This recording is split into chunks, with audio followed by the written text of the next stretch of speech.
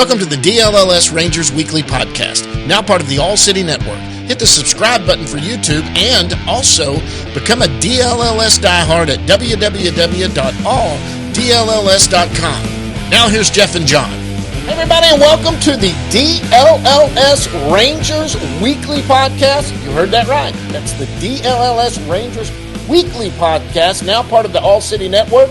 This is episode 1. Most of you guys, you loyal Rangers Today fans, this is where we are now. We're starting with a new one right here.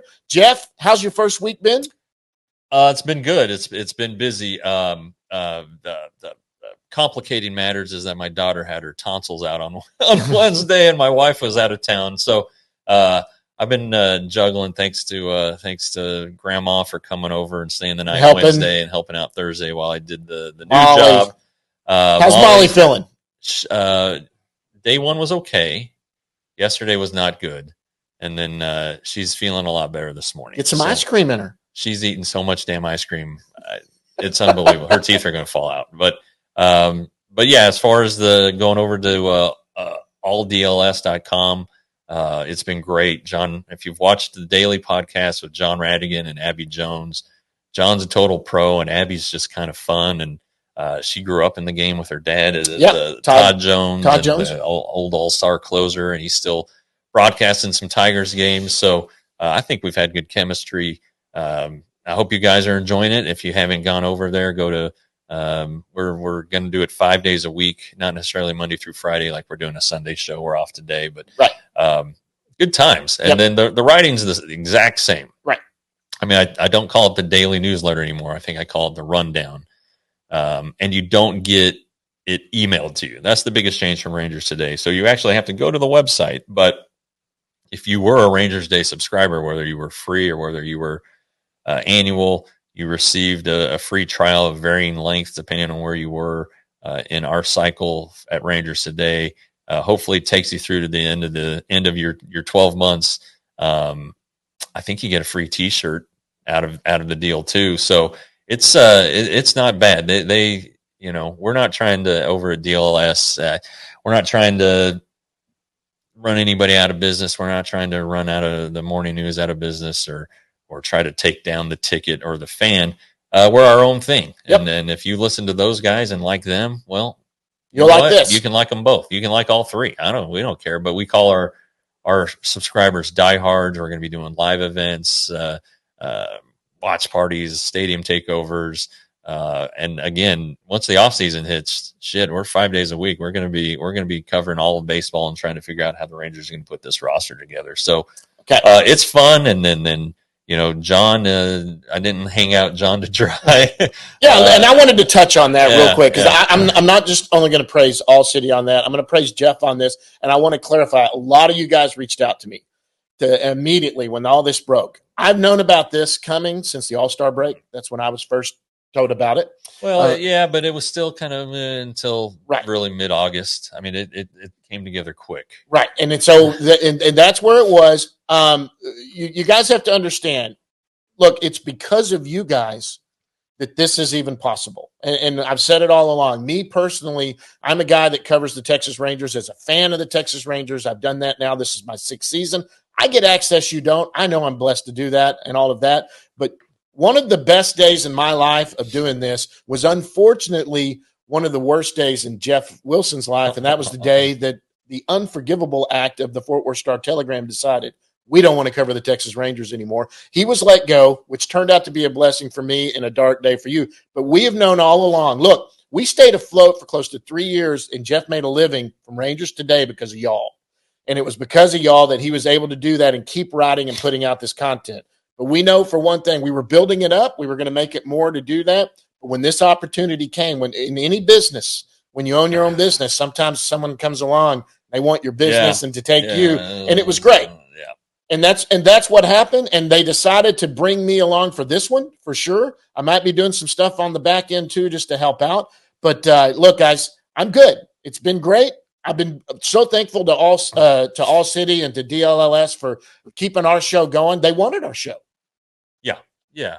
And our YouTube channel has You can find the daily DLS podcast there too, just trying to spread the word. And, and there's a lot to talk about, as always, with the Rangers. And they just came out of Chicago. They won 3 games there. But let's clarify this first, though. We're going to clarify this. People were so confused when this came out yesterday. Travis Jankowski and Robbie Grossman were put on outright waivers. That does not mean they are not on the team right now. Right. That does not mean if they don't get claimed by somebody, they're gone. Now, there is a chance maybe they would be. If they get claimed, they got to go. It's outright. I said if they don't get. This does not mean right. if they don't get claimed by somebody that they're gone. This is what used to happen when after the trade deadline, there was a whole month where you could. A lot of players, Michael Young, all of them would get. You would clear them through waivers, and then you could negotiate another trade. Well, the first trade deadline used to be called the non-waiver trade deadline. Right. Because you didn't have to players didn't have to clear waivers for you to trade them. Sure. Yeah. Then for the next month until August 31st, you had to put players on waivers. They're revocable. So if you put Ian Kinsler on waivers and somebody claimed him, you could pull him back. But if he cleared, then you could trade him to anybody. And that's how the Rangers kind of got Pudge Rodriguez to come back in 2009. Right. They got Jeff Francoeur the next year. They might have gotten Alex Rios that way too. I don't remember. But so it seems a little more unusual now, especially with what the Angels did last year. Yeah, they just dumped salary. Right. And a lot of teams got better that we weren't expecting. And some changes were made during the offseason to kind of circumvent that a little bit. But this is a procedural thing. It may, the Rangers are looking at the future here. They're right. If these 2 roster spots come open, then the Rangers will probably put in. Jacob deGrom needs a 40-man spot, right? But you could call up Blaine Krim, sure, who's not on the 40-man roster, right. or Emiliano Teodo. Conceivably, you could call up our guest today, Malcolm Moore. Now that's not going to happen. That's not going to happen. But Kumar Rocker, I don't think that one happens either. I think we'll discuss that in a minute why it shouldn't happen. But so anyway, and these are veteran guys who could help a team. They could really help a contender. They know how to stay ready. Robbie Grossman was brought in to hit left-handers each of the last 2 years. He still hits lefties pretty good. So if you're a championship team and you look at your bench and you're like, gosh, dang it, we really need somebody who can hit a left-handed reliever. Well, Robbie could be your guy off the bench. Jankowski, you saw the amazing play they made the other day. So he's a really good defensive outfielder, and he can run. Right. So you could pinch run him late in a tight ball game, or defensive replacement late if you want the best outfield. That's how why was in the game when he made his amazing catch Wednesday night. So and this timing is perfect because they have to be. Explain that they have to be. They have to be on their new team by midnight or 11:59 on tonight, the 31st. The 31st, which is tomorrow. 31st. That way, they're eligible for the postseason. If their team makes the postseason and they are in the organization by then, it's the timing of it. It's 48-hour period that they're on waivers, and I wasn't surprised that it happened. I'll be surprised if they are both on the roster after the waiver period ends. I will be surprised if Robbie Grossman's on the team after this. I mean, we all like Robbie, and but he's not doing this team a lot of. He's not playing a lot. He's not. He's taking a spot that. So he's Rangers, a candidate for DFAing if he doesn't. They would just release him. They would just release him. Okay. But yeah, so they would. Anyway, they could use that. Somebody in the organization at AAA could use that spot. Yeah. And so I think that his days are numbered, unfortunately. Travis, he's such a great teammate and mentor to these young players. I think he has a chance to stick around because of that. But if he's not claimed, right. So both these guys are valuable and could really, Houston has had some outfield issues. I mean, I hate to see any of them go to Houston, the rival Houston Astros, but they've both been scrambling for some outfield help. What's his name is still not back yet. Tucker. Tucker's not back. And I'm sorry, either one of these guys could be great for defense for any of them. Yeah. I mean, I haven't delved into the benches of contending teams, but If you're slow on the bench, if you have shitty outfielders, Travis Jankowski's your guy. He really is. So we'll see what happens. Yeah, we'll see what happens. But this is not a disparage to them at all. This is actually it shows a sign of respect to those guys. 100% that they've done this, and give them an opportunity maybe to make a run with somebody if it happens. If not, I mean, you would only do it to somebody you think might have a chance. And Robbie, obviously, you're all right. Robbie's the one guy that may not really have a role right now. Jankowski can still be a late inning guy. Well, I mean, let's say you want somebody to face left-handed pitchers. All right. I'd like to see Blaine Krim get some at-bats. Sure. He's a guy who's been so hot since July. And if first base is going to be a position that might be in flux this offseason, you really need to see him and Foscue getting at-bats. So anyway, so we'll see what happens with them. The rosters do expand on September 1st. So they get one player and one pitcher. Right. The one pitcher is going to be Jack Leiter. Sure. And that was another thing that caused some issues yesterday, some confusion. He was the 27th man for the doubleheader that technically wasn't a doubleheader, but because they had so many outs to record, they were granted an extra player. Both teams were an extra player. Jack comes up, he starts the second game, does better. He's optioned. Not optioned. He was not on option. He's just added. And so he has to go back immediately after the game. If he had stayed, they would have had to recall him and then option somebody else. So the Rangers don't want to have a tired arm on their pitching staff because they're in the middle of a very long streak of consecutive games. So he goes technically he's back in round rock. He may be on the taxi squad when we get to the ballpark today. I will not be at all surprised to see him in Arlington, but when Sunday rolls around and rosters expand, he will be recalled from AAA Round Rock, and then they'll find a position player who I'm assuming is going to be Justin Foscue, who's had a really good week here. Really, he's been really good the whole last month or so. Krim's been great, So I think there's a possibility for some minor leaguers to get a look. Right. Teodo's an option because he has to go on the 40-man roster before next season. He's a Rule 5. He's Rule 5 eligible. Exposed to the Rule 5. So maybe you do it now, give him some relief innings. I don't know, but we'll see what happens. But it's kind of something that we've talked about on the Daily Show and that you were tweeting about the other night. Kumar Rocker coming to the major leagues. He is not Rule 5 eligible. He does not need to be added to this argument. Let's explain this argument. He's been so good in the minors. Obviously, in his AAA debut, 5 scoreless innings, 1 hit, no walks, 10 strikeouts. He's just been dominant. Double-A, he's been dominant. It's been unbelievable.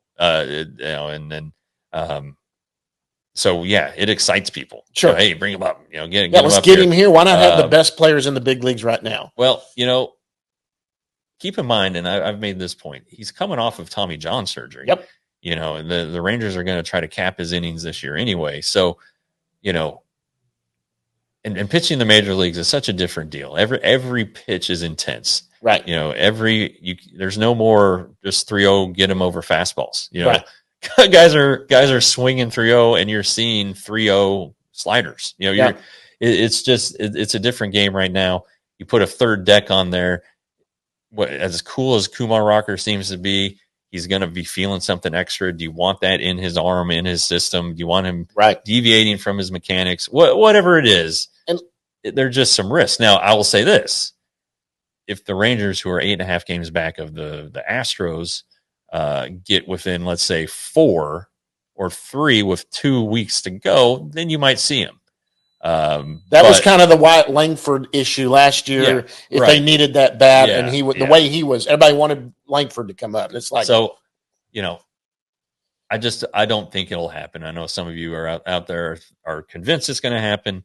Some of you are adamant, like John, that it shouldn't happen. I don't think it should happen unless there's a real need for him assuming he continues to kick ass. And the reason the reason I'm saying this, first of all, he still has more starts that are happening. He's going to be in AAA for the next couple of, how much more do they have? 2 weeks, 3 weeks? They've got a ways to go. They go until late September. Yeah. They play 155 games. Yeah. So he is going to make a lot more starts in AAA, which he needs to do. First of all, that's one thing. He's being stretched out. Obviously he's already pitching 5 innings, 6 innings. That's fine. The second part is, well, after that, so you're at least going to know he's up for the next few weeks. He's going to be making AAA starts. If he's still dominant, you're right, Jeff. If they all of a sudden they're 4 games back, and we're coming into 2 weeks left, and you might want to get a start from somebody who can get you win, you consider that maybe. But in my opinion, once he's done, you shut him down for a normal offseason. You let him go into it, guys. There is a lot of maneuvering that's got to happen this offseason. Guys on the 60-day IL come off and return back to the 40. Yeah. You got Rule 5 eligible guys that you've got to add to the roster. You've got free agents that are coming off. And so there's going to be all this until he makes the opening day roster or is ready to start in the big leagues, and you know he's going to be in that rotation. Don't use the 40-man spot because you don't have to. Let's say he goes to spring and has a good spring but not a great spring. Yeah. He's just good. He can go to AAA and get going while you still maneuver some spots to see. Maybe you catch like a Jankowski or somebody that you have to throw on that roster last minute, and they end up earning a spot for the rest of the year. Then you don't need him till you need him, and then he's here. Yeah, I mean, at this rate, it looks like he's going to be. He might make the opening day roster. He might for be sure. the opening starter, but that'll be DeGrom, I think, depending on what happens with Evaldi. But you don't have to add him to the 40-man until opening day. Exactly. That's the thing. Yeah, you've got a long time to do it. And, he'll be in big league camp. There are free agents. I haven't looked at the list, but off the top of my head, Grossman and Jankowski are 2. And then pitchers are coming off. Yates, I know there are some options involved, but those usually get waived. Evaldi might come off. Heaney's definitely coming off. So there are a lot of guys. Kelly is coming off. Chafin may come off. So there's going to be some roster turnover, some spots that open up. How many of these spots are going to go to Rule 5 protectees? I haven't looked at the list for a while, but I know Teodo's on there. Acker and Krim have been on there the last year or two, and they can be free agents. they're looking pretty good. Yeah, I think they can be minor league free agents too. So absolutely. And then you got guys that are on the 40-man that are at the end that are always candidates to be DFA'd. Yeah. So you got to make a decision on them. Maybe you move them, cheaply and get them out for a minor league or whatever to clear the spot. Or maybe you do have to just DFA them, get them out of there and send them down. Yeah. You don't know, but there's so much offseason stuff that – you know what the number one offseason thing that needs to happen right away? Chris Young? Yes. Yeah. I am so baffled by this. What do you think? Well, that's kind of been I'm trying to think to think back to past John Daniels extensions, and they were kind of in this similar vein, off-season mode. One of them might have come before spring training one year, but I know it's pretty silly, that it hasn't happened. And the longer that he stays out there, honestly, the more his price tag is going to come up. I mean, once the season's over, what if he gets asked to interview for another job? I don't know if any GM jobs are going to come open, and then another issue. He would be attractive. Yeah. Bruce Bochy is under contract for next year, but Chris Young, his former player, is the one who got him off the couch and convinced him to come and all these good things. Are they a package deal? If you don't resign, if you don't extend Chris Young as general manager, what does Bruce Bochy do? Now, he seems like a loyal guy, but he's also 68, 69. He's going to the damn Hall of Fame. He's a papa. What does he have to? Hey, sorry Rangers, but hey, you don't take care of my guy. I'm not, Yeah. So I don't know. That's kind of me throwing shit on the wall, but it is an issue overhanging the team. So is the lack of a TV deal. If the lack of a TV deal is keeping you from signing Chris Young, then you've got real big problems. Boy, I was about to say that's major financial. They issues. need to, I would think that Ray Davis, who is a smart businessman, and I fired John Daniels and anointed Chris Young to take over the organization. It looked like it was going to happen anyway, but he made it happen. Chris Young is his guy. Take care of your guy. You know what? I bet Ray Davis has $5 million sitting under his car seat. Yep. He's worth glove box at least. He's worth $3.1 billion. I think the last time I checked. He owns a lot of that stuff around the ballpark. He owns all the real estate around the ballpark. All those. He's got a stake in everything. He's 82 going on 83, I believe. Nobody's ever confirmed his age.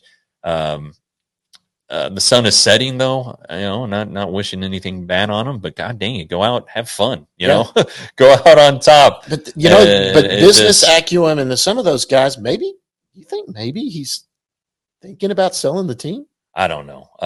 That certainly wouldn't come out. He would make a ton of money. Oh my God! Because the franchise is worth $3 billion probably, and they paid about $500 million for it, right? Yeah. Out of bankruptcy. And he has bought other ownership partners out of the original group, but right. Hey, and don't forget though, but who would buy the team? That's another question. Who would buy the team? These teams are so expensive. Who would you want to buy the Rangers? Would you want Mark Cuban to buy them, or would you want? I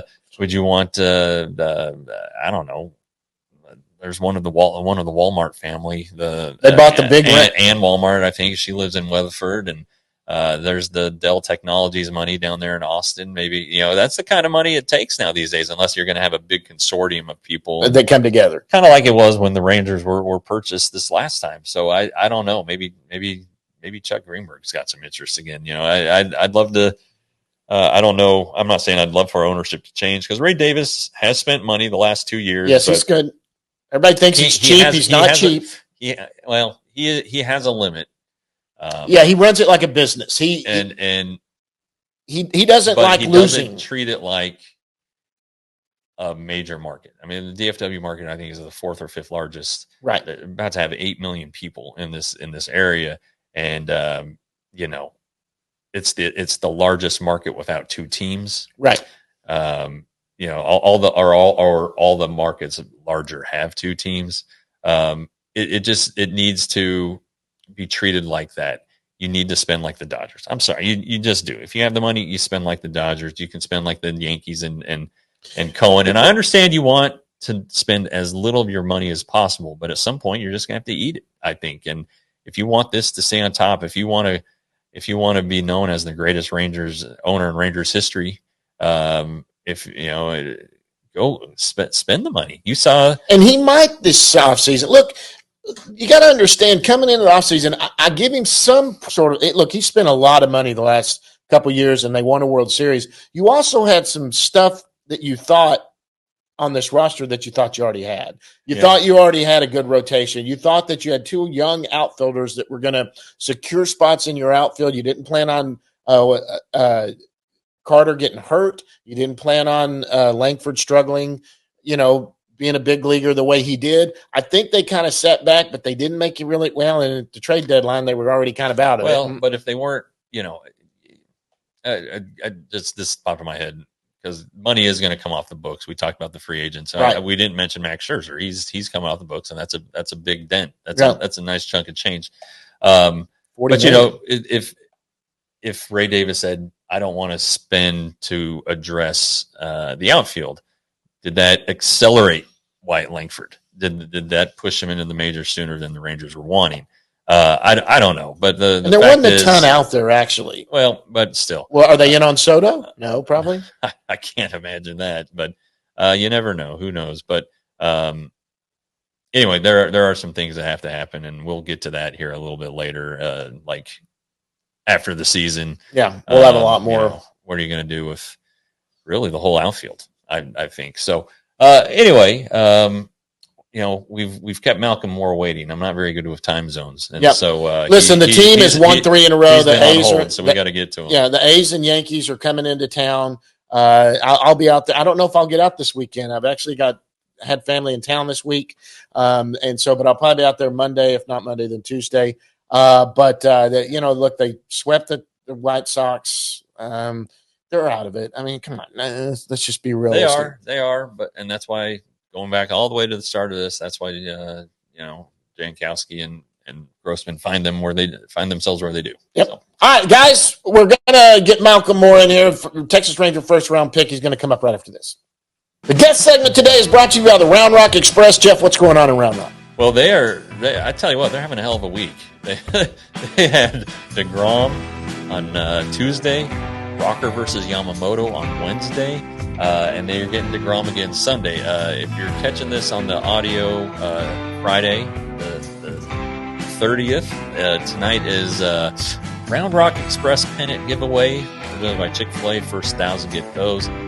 Friday night fireworks. Saturday the 31st, it's the Round Rock Donuts bobblehead giveaway. They will wear the Round Rock Donuts jerseys, which are always fun. And then Sunday, it's Kids Day.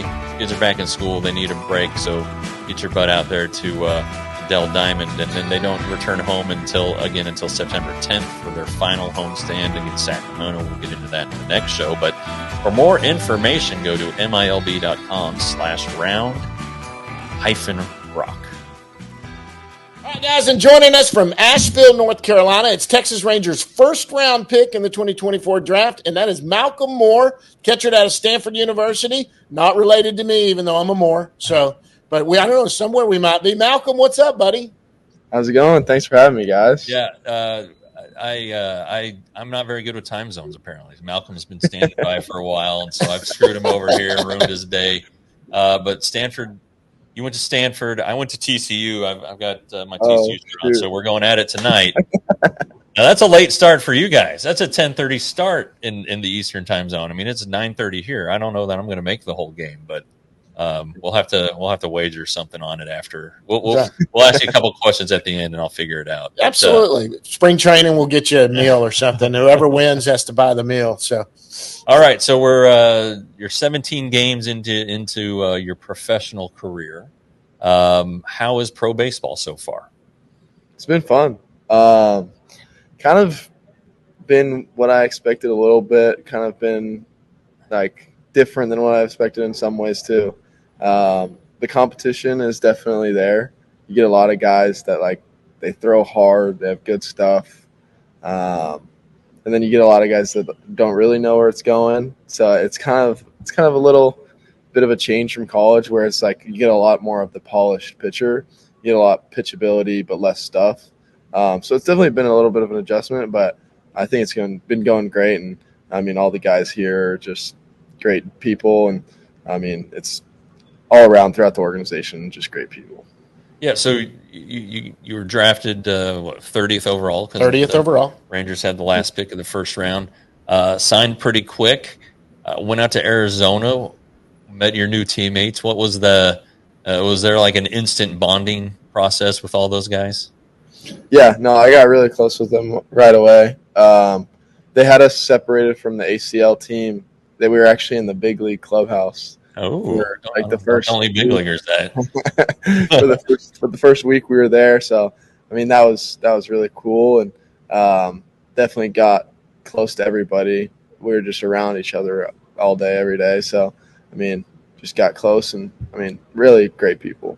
So what is one of those days like? Do you guys go early to try to avoid the heat in Arizona? Yeah. So in Arizona, our day probably starts at like 8:30 or 9, and then we'd usually lift. When I was there, we were having a bunch of meetings just because it was all the draft guys.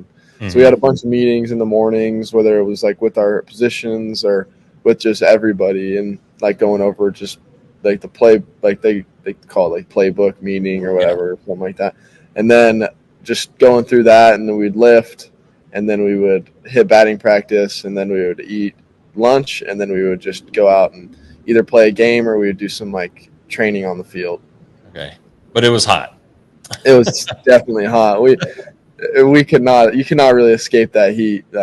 It starts to get to 110 and 11 o'clock in the morning. So yeah, I mean, as nice as that complex is, there's not a lot of shaded areas. No, there really aren't. And I've looked for them for almost 20 years now, and there just aren't many of them. But Arizona's one thing. Completely different weather in North Carolina. You show up in the middle of the hurricane. Yeah. What was that like? I mean, I'm from where you are in California. You don't get hurricanes. No. Yeah, we showed up and I saw on the forecast that there was going to be a hurricane, and I was like, oh, that's new. But no, it really wasn't that bad. Thankfully, it missed us for the most part. We had one rain out, so we missed the day.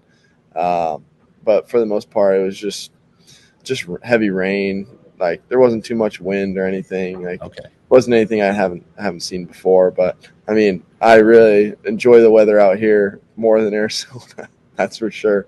Now, you guys were in Hickory, so I mean, Hickory is kind of, I guess, Western North Carolina, or you're definitely not on the coast. I think Asheville though is, right? Are you close to the coast in Asheville?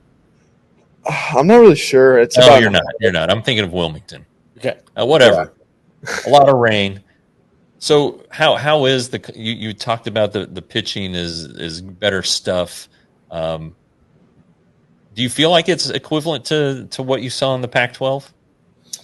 I think there's definitely guys in the Pac-12 that throw similar to the guys here. I think that all around you get much better stuff here. But I think you definitely get glimpses on Friday nights where the pitcher is a guy that is here. But for the most part, I think that the pitching here is better. Okay. What he's talking about, guys, Friday nights in college, that's usually your ace in college. So when Friday night, you're facing their best in a college series. And what you're saying is some of those guys definitely compare. But every night here in A-ball, you're facing stuff that good. Yeah. I think my freshman year at school, I think all 2 out of 3 of our starters, on the weekends, they are similar to guys here. Okay. All right. Yeah. And I mean, everybody knows, or if they don't know, they should know Stanford's tremendous college baseball pedigree, and you guys aren't messing around. So as a catcher, you get dropped in the middle of a season. You have to learn these guys. So how are you learning about Alejandro Rosario and Aiden Curry, guys like that? Yeah, so the first night that I caught Rosario, and I mean, that guy's special. He's really fun to catch, easy to catch, and I really hadn't seen him throw a bullpen or anything. I just went in the game. So before the game, I went on there's this thing called True Media, and it's video for everything, and it shows you can make scouting reports on the other team. And so I went through his pitch mix and just looked where he threw everything, and then kind of looked on the other team where their misses were, where they swung and missed. And so I kind of did that, and then just being around the guy, being around all the pitchers all the time in the bullpen and everything, it just gives me a connection with the pitcher, and once I get out there, you feel much more comfortable. Yeah, I mean, he's the guy who's really kind of shot up. He's getting a lot of publicity now. We had him on our show earlier in the year. He's the nicest guy. What makes him so good? I mean, obviously there's a lot of control in there, but a lot of velocity. But what do you think makes him so good? I mean, he can throw 3 pitches for strikes, and that's pretty good. And he throws effortlessly, and it's 98, 99, and he knows where it's going. I think it's the biggest thing.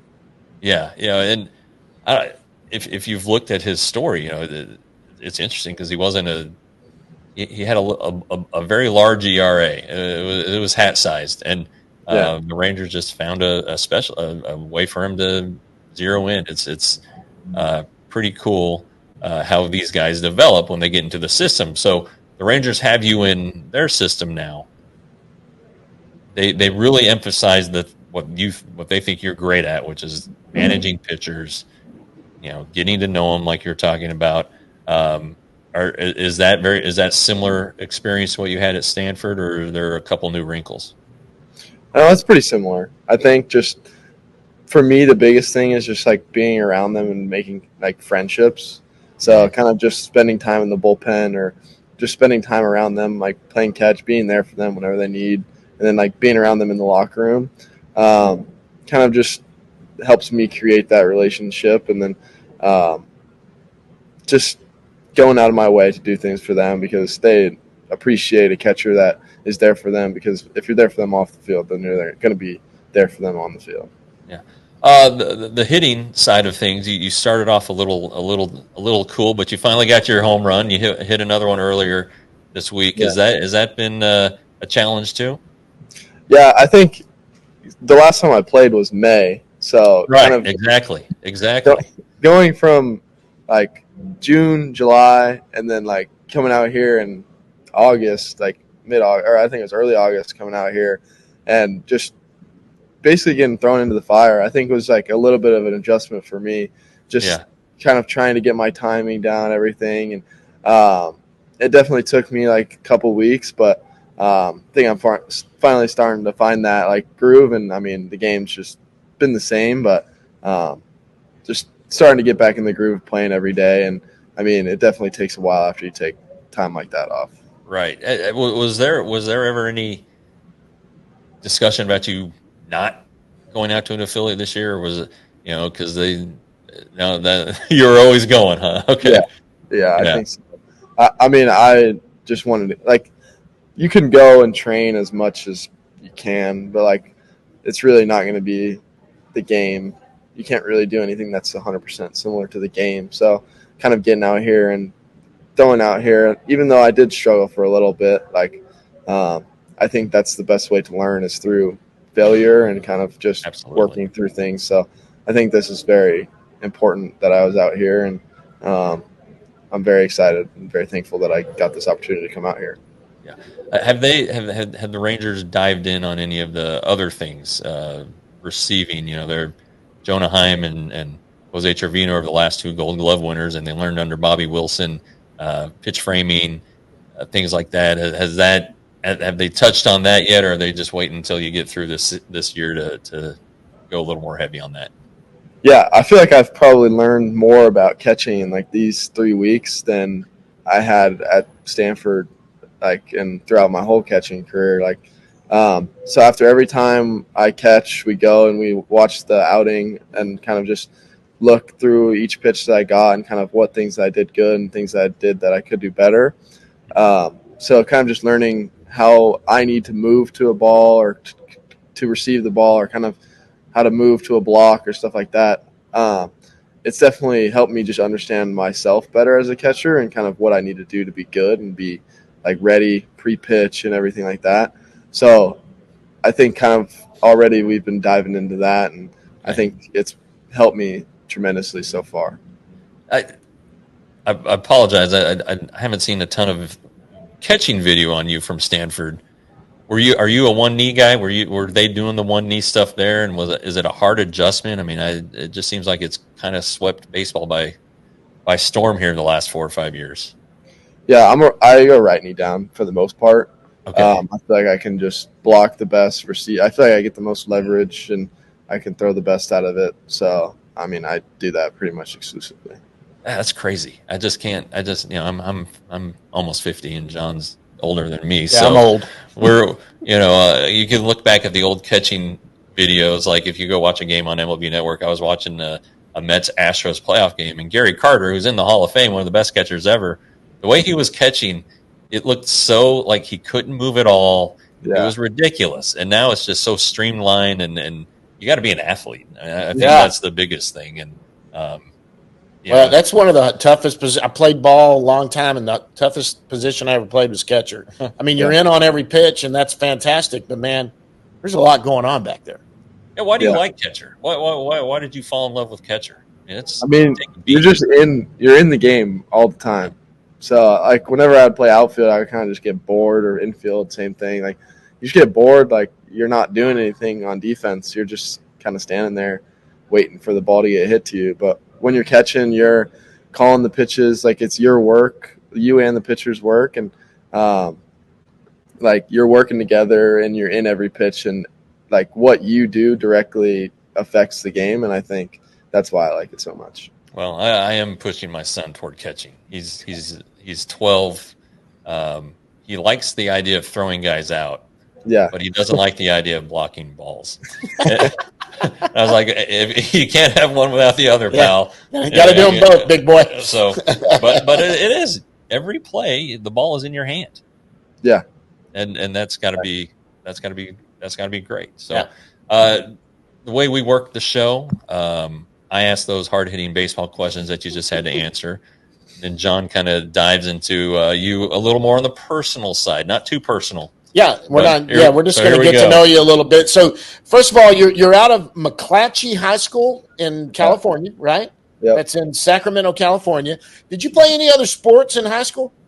I didn't in high school. I did all the way throughout like middle school and everything. I was always just super athletic, wanted to go play every sport, but once I got to high school, I kind of just played baseball. So McClatchy, do you know McClatchy? Do you know what that McClatchy is? It's Sacramento Bee. Right. It used to be the media company, and they owned my newspaper when I worked for them. And anyway, that's trivia. That's something to talk about over beers. We try to educate as we go along here. Jeff will jump in and educate. So let me ask you this. So you went to Stanford. You ended up going to Stanford out of high school.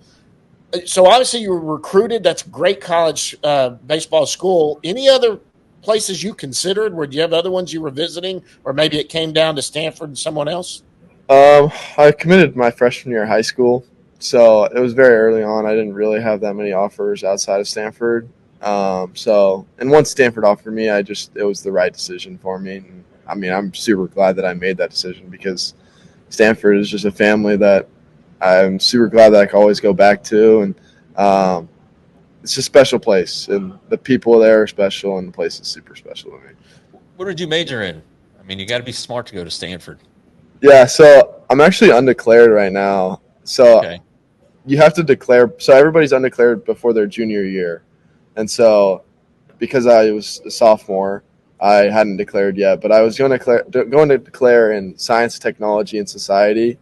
It's kind of like a mix of a bunch of different stuff. Like you can kind of choose your own path, but it's similar to like a business.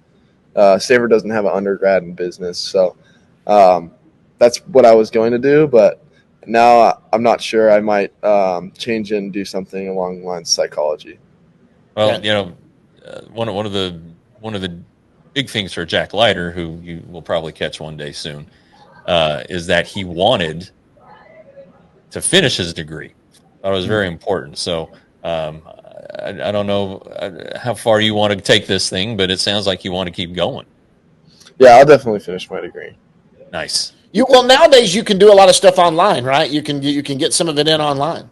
Yeah, that's one part that stinks about Stanford is there's no online. So you might. Is there a chance then you might have to transfer to online to finish? So you can take a certain number of units that can transfer over from different schools. So I'll probably do that for like stuff like my language requirement and stuff like that. But thankfully, Stanford starts pretty late in the fall. They don't start until September 24th or something like that. So I'll be able to go back in the fall and finish like a quarter a year. Yeah, get a semester a year or something and try to get that in. That'll be pretty good. Yeah. So Stanford, pretty good baseball school. With Rangers ties, Steve Buechele. Yeah, went to Stanford, a great third baseman who was roommates with probably my boyhood hero John Elway. Yeah, who played baseball at Stanford. And then sure those pictures are hanging up all around those walls there. We got a Cy Young winner, Jim Lonborg. Did not go to play for the Rangers. Mike Mussina, who's in the Hall of Fame. So yeah, the Rangers had a first round pick. What was his name?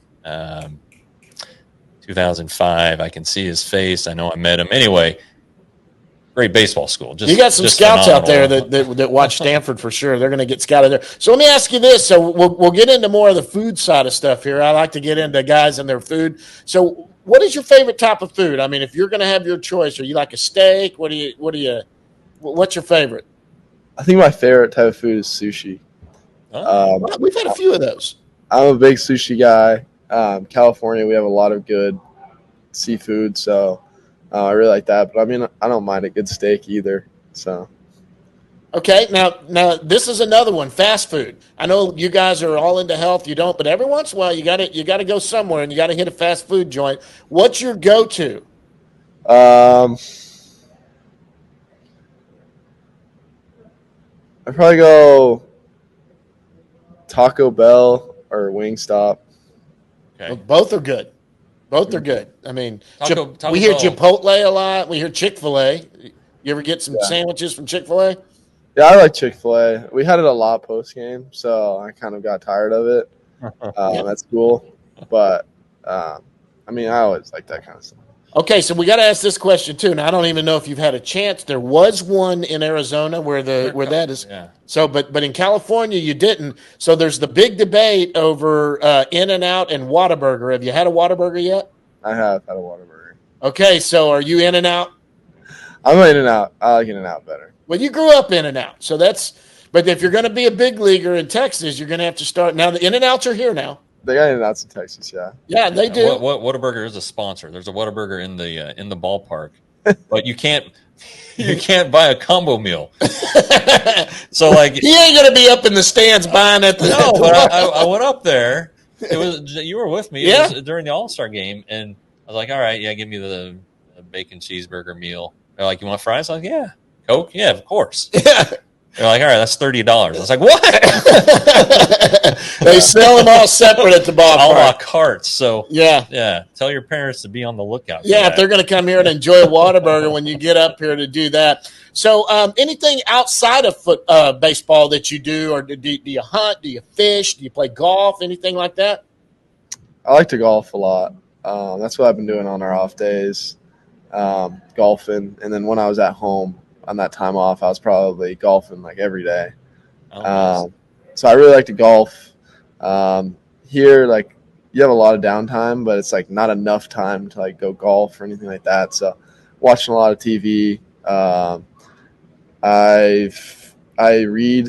I've read a couple good books. Like, I was reading a bunch of the like mental books, like the mental Building your mentality and getting stronger mentally and all of that. I was reading those books, and then I got into like nonfiction books and kind of just like stories. So I've really enjoyed that.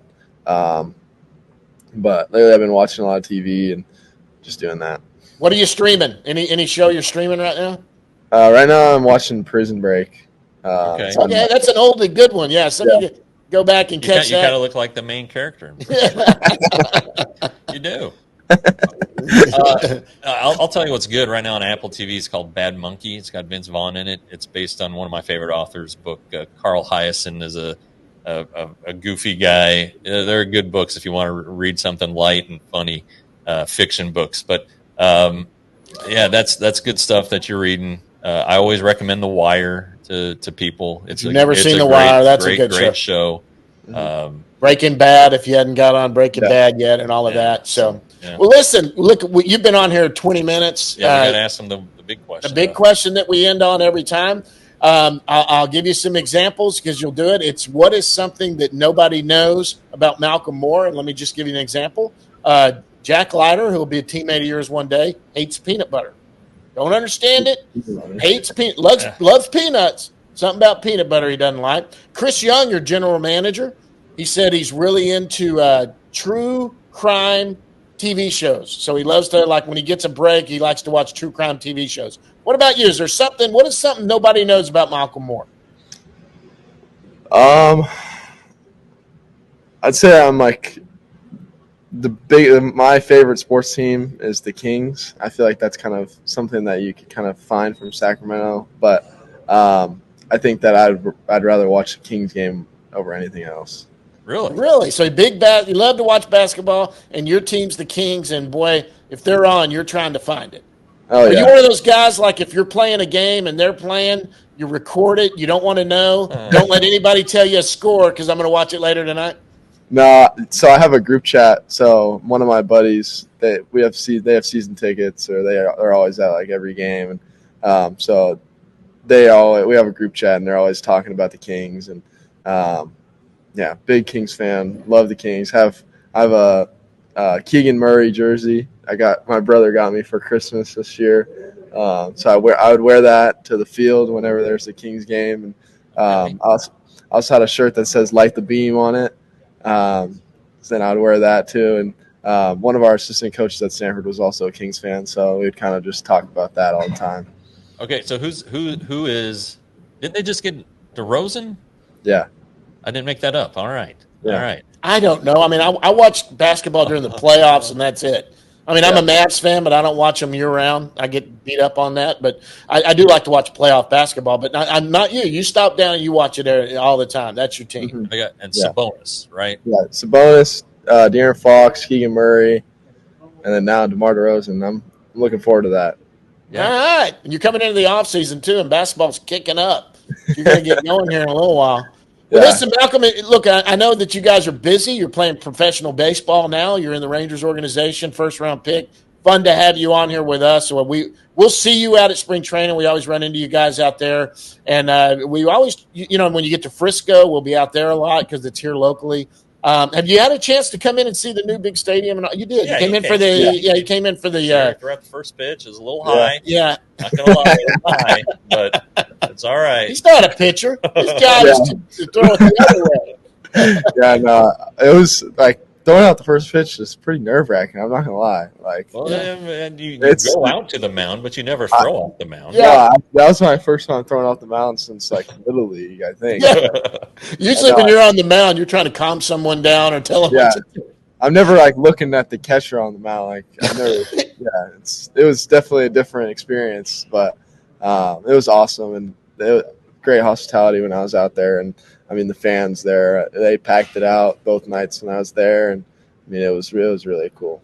Nice. Perfect. All right, man. Listen, it's great to meet you. We're going to see you out at spring training for sure, and maybe try to catch you when you get up here. Malcolm, thanks for stopping down and coming down with us. Yeah, of course. Thank you for having me. All right, buddy. We'll see you later. That's Malcolm Moore. We're going to go down in the bus leagues right after this, guys. Down in the bus leagues is brought to you by the Frisco RoughRiders. Jeff, what's going on in Frisco? They are out of town right now. They're in Northwest Arkansas. They come home for their final homestand Monday. They do play Labor Day on the 2nd. It is Military Appreciation Night with post-game fireworks. Back to School Night on Wednesday the 4th. Dallas Stars Night on the 5th. Dia de los Quesos and fireworks on the 6th. On the 7th, it's Dallas Mavs Night. And then on the 8th, which is the final home game of the regular season, it's Fan Appreciation Day, and kids get to run the base. Kids Fun Day, Sunday Fun Day. They will be hosting at least one postseason game September 19th. Game 1 of that series is on the road on the 17th. They're off the 18th, which is a Wednesday. So Thursday the 19th, they are for sure hosting one game. If it goes to 3 games, they will host on the 20th. And then I believe if they win that series in advance, they will open the championship series at home on the 22nd, which is a Sunday. So look, for more information, go to milb.com/Frisco. But this is a playoff team, and you're going to have a little baseball here in mid to late September at Riders Field. All right, a big thanks to Malcolm Moore for joining us there, the Rangers' first-round draft pick. Guys, it's time to go down in the bus leagues. Like I said, we're going to go to every level that's still playing. We'll go ahead and get this one out of the way. ACL's done. They made the playoffs. That's Arizona Complex League. They're done. And now the DSL, the Dominican Summer League's done. They're done. They reached the semifinal series, but ended up losing. Losing there, but that's just that is the rookie level stuff. You don't see a lot of video on that stuff. They really don't come out. But our 4 major, the 4 big affiliates, full season affiliates are playing. They're still going on. We're going to start at the top. Obviously, a reminder, it goes AAA, AA, High A, and Low A. We'll go to the AAA Round Rock Express.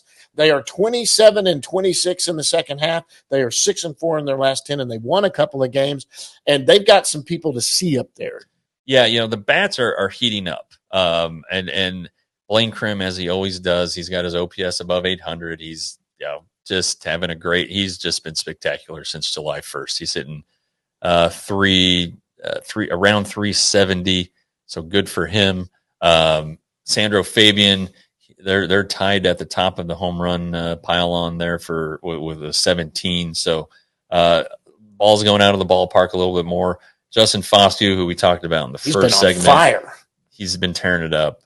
He is at a 902 OPS. I expect him to be in the major leagues here real soon. And then Dustin Harris has cooled off a tick, but he's still he was dealing with a side injury, so there might be a little caution played there. But a guy who has had a good second half. So that's good to see. And then pitching, we kind of talked about. Jack Leiter he pitched pretty good Wednesday night. Yeah.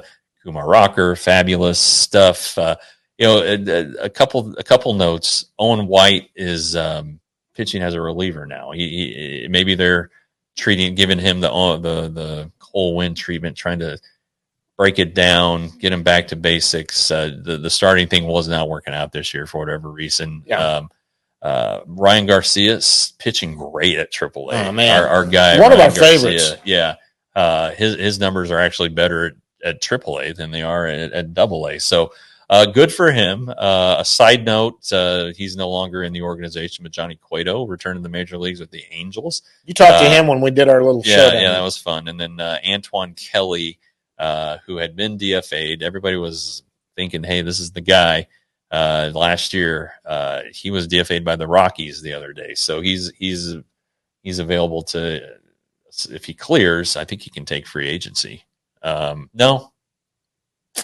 He may have to be outrighted because he didn't clear the first time he got claimed. Anyway, so that's what's happening down there, and they play into mid to late September, and not a great season, not a bad season. They've had some good performances. I still think that the offense, the Rangers have had their problems. Well, it's kind of a thing in throughout the system. The offense has just been down. Not a lot of home runs being hit. Right. So some things that might need to be looked at there. If you're in the area, though, you need to run out and see Kumar. He's going to start there a few starts, and I think he'll get one more. I think down there. But anyway, there we go. Yep, Frisco RoughRiders, AA affiliate, their hottest team in the organization right now. They're 31-23, 7-3 in their last 10, and they've won 4 in a row. But they already won the first half. Yeah, this is a good team. I mean, their playoff chances took a big blow when Rocker got promoted. But it's the same guys that has been all year. But I'll tell you what, Abby Ortiz has really picked it up. And I talked to him when we were out there for DeGrom and talked to Rocker. There's a Rocker story coming up at alldls.com in the next couple days, either today or Sunday. I haven't figured that one out yet, but Abby is up to 13 home runs. He's about to take the team lead in home runs. His OPS is above 700, which again doesn't sound great, but from the depths from which he came, he's probably improved his average 50 points here in the last month and a half. He said he's just finally comfortable. Yep. So it takes guys when they change levels, whatever. It takes some time, but he was in a great mood. He's a good kid. He's learned his English continues to get better. So. And as everybody knows, I've said it over and over again, there's nothing I admire more about these players who come from Latin America than their ability to learn English. Yep. And it makes me feel shitty for not learning Spanish. So the pitching side is still Teodo. It's still Dane Acker. I think that Alejandro Rosario will be joining Frisco here before too long. the end of the year. Just got a hunch. Winston Santos has been up and down since he was promoted from Hickory, but he's still taking the ball. So some good arms out there. It's a big jump. Yeah, and Mitch Brad, our good friend, who pitched behind DeGrom, DeGrom's rehab start and pitched really, really well. Yeah, so. I stayed for that. You had to run out and get back to the thing, and I stayed to watch him. Boy, he had 3 shutout innings, I think, 3 or 4 shutout innings after DeGrom. Yeah, so we're always excited about our good buddy. From Mitch. North of the border. Absolutely. Yep. Canadian, eh? We're good for him. Hickory Crawdads, the high A team. Hickory's 30-27, 6-4 in their last 10. They've lost one. I don't know that they'll make the playoffs. I haven't looked at the standings. That's your job. Yeah, they're not in first place at that right now. They are a couple games back, I think. They did not win the first half. They definitely didn't win the first half. Yeah, so but they played so much better the second half, and they're up there close. I think they're second or third. A couple of guys there that obviously one of them you just talked about. Rosario. Yeah. And it's just been impressive what he's done. It's very similar. It looks a lot like down east. He's just not walking anybody. Yeah. And Malcolm Moore just talked about him and all this stuff. It's crazy how. And in college he had great numbers. The switch the switch flipped. The Yeah. Rangers zeroed in on what he does real well. So he's got a 2.40 ERA, 60 strikeouts in 41 and a third innings, 8 walks. I mean, it's just really impressive. He has not surrendered a home run. I hope I didn't just jinx him. Cole Drake got moved up to Frisco. He's a local guy too, isn't he? No, that's excuse me, I'm about to sneeze. I'm not going to sneeze. All right. Paul Bonzagni he's a local guy who is now in Hickory. Okay. Cole Drake was drafted in 22 from Walter State Community College, the same school as Brett Martin. He started out at low A. He just keeps going. But yeah, so he was promoted to Frisco. I think Rosario was right behind him. Isaac Tiger is still in Hickory. It's not smooth sailing for him, but that's my guy. That's all He'll right. Get there. Don't worry about it. And then Aiden Curry keeps taking the ball and making the starts. It hasn't been the best year for him. Ryan Lobus, who started at Down East, Baseball America came out with something the other day, and it said the top 10 top pitching breakthroughs in minor league baseball this year. And the Rangers had 3 of them. Yeah. Rosario, Lobus, and Cole Drake. So good for the Rangers there. They didn't have particularly rosy outlooks for Lobus and Drake, kind of back in the rotation, middle reliever guys. But you know what? You'll take it. You'll take that. But Rosario seems to be everybody's favorite right now.